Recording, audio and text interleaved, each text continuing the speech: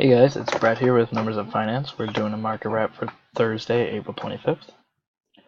First thing we're going to take a look at is the daily chart for SPY here. I'm going to zoom in on Thursday's candle. A pretty flat candle we can see here.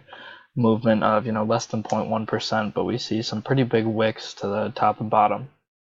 Typically, when I see a day trade like this, it gives me the idea that it's teeter-tottering on the side of the bears and the bulls. It can't really figure out which side it's attempting to go to, and that's why we see a big wick down, corrected itself back up, and then we close flat, so really no movement happened at all. To better describe that phenomenon to you, I'm going to open up FinViz here. This is a site that I use. It gives a lot of good information on stock market, a lot of good information on charts and stuff along those lines. This graph here will kind of show you the different sectors of the market and how they're performing. So just to kind of show you that indecisiveness of the market that we're seeing right now, obviously the tech stocks are quite a bit in the green, along with healthcare and financial are relatively flat, but consumer goods, which is where Apple sits, biggest stock in the market, industrial goods, and some big ones over here in tech like Verizon, those stocks are in the red, and that's where we're going to see our flat trading.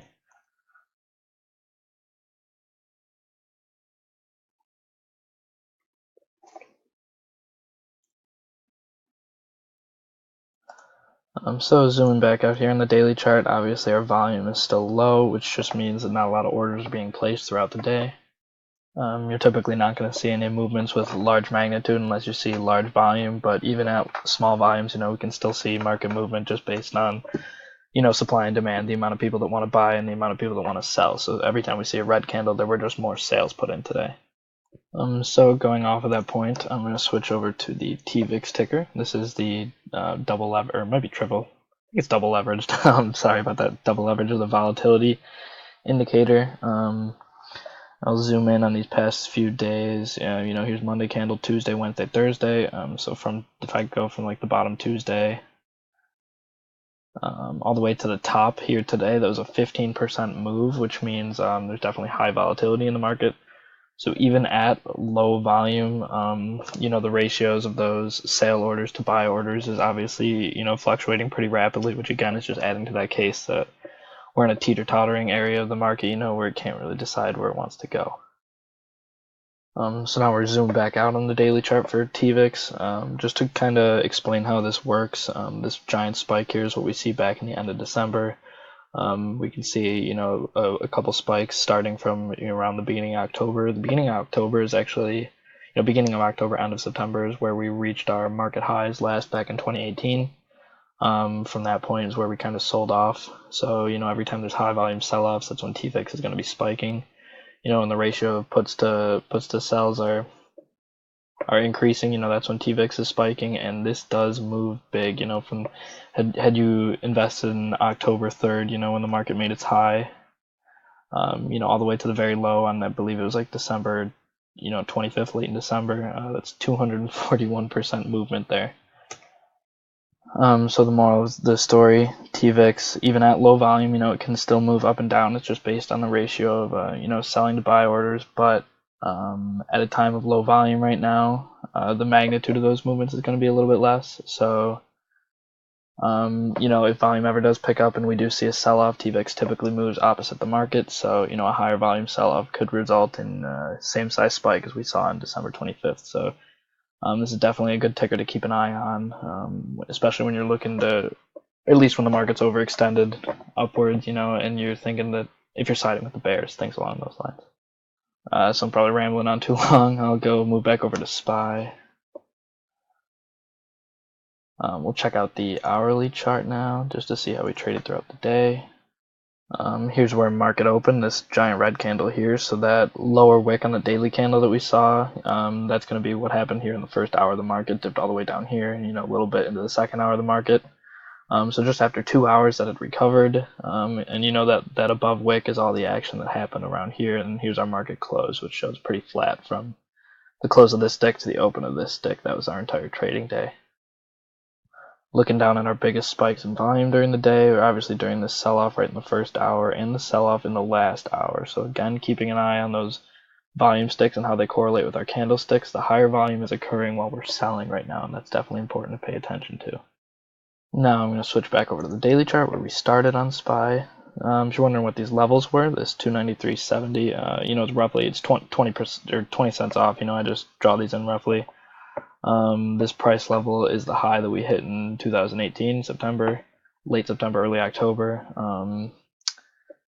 That line seems to be acting as a pretty tough resistance right now. It actually looks like we pretty perfectly kissed off of it right now, but I haven't seen any rapid selling yet, which makes me a little. I'm still sitting on my hands, not going into any positions yet.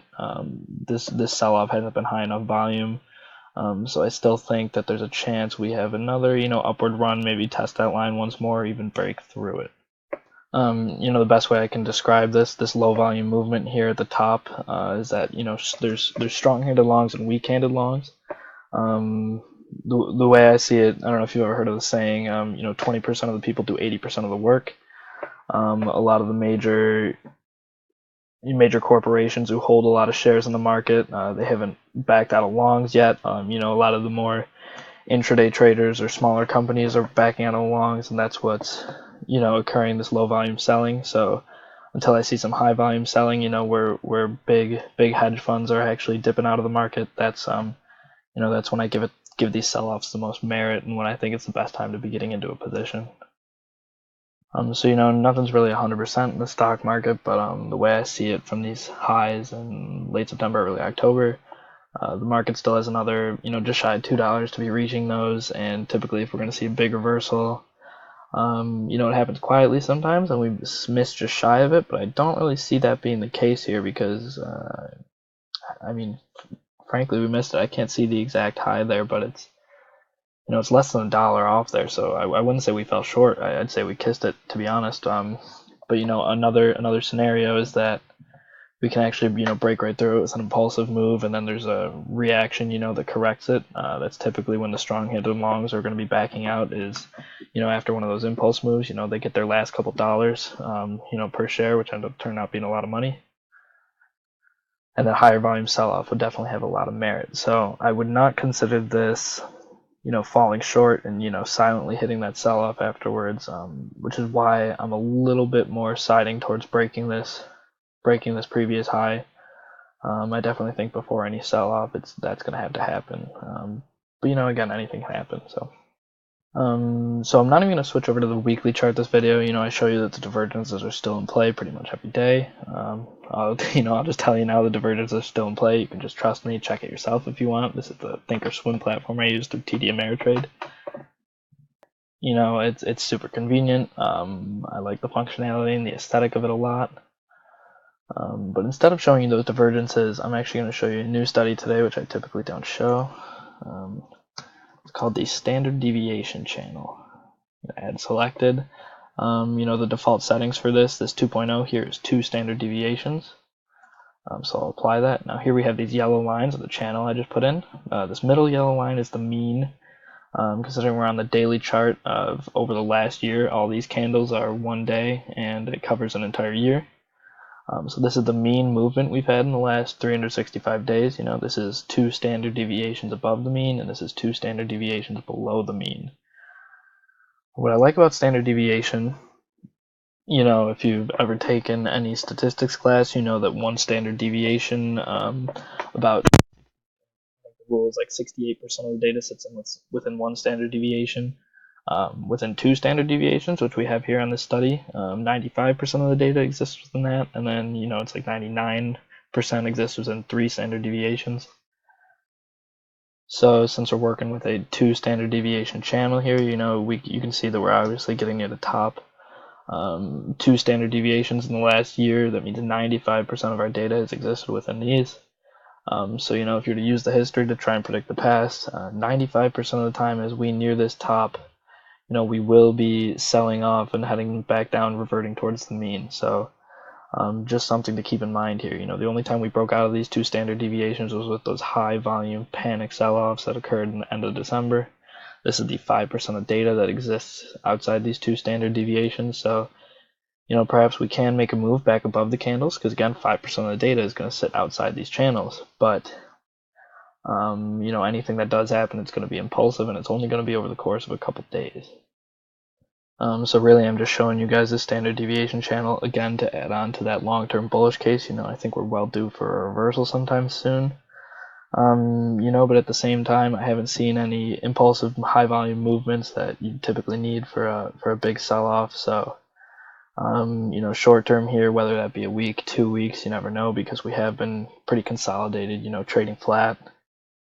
But there's definitely a little bit of a room to be testing those highs from late September, early October.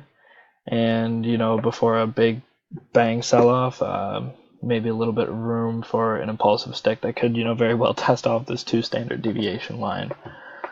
So maybe a little bit short term here, very slightly siding with the bulls. Not that I would take any positions. The risk reward just isn't in my favor. But that long-term bearish case definitely is still holding strong. So I hope you guys found this video helpful. If you do, drop a like, drop a comment if you have any suggestions for us. If you'd like me to, maybe speak louder or things along those lines, I'm game for anything. Subscribe to our channel if you like it. That helps us out a lot. And definitely keep checking in for these daily market wraps. So get your numbers up.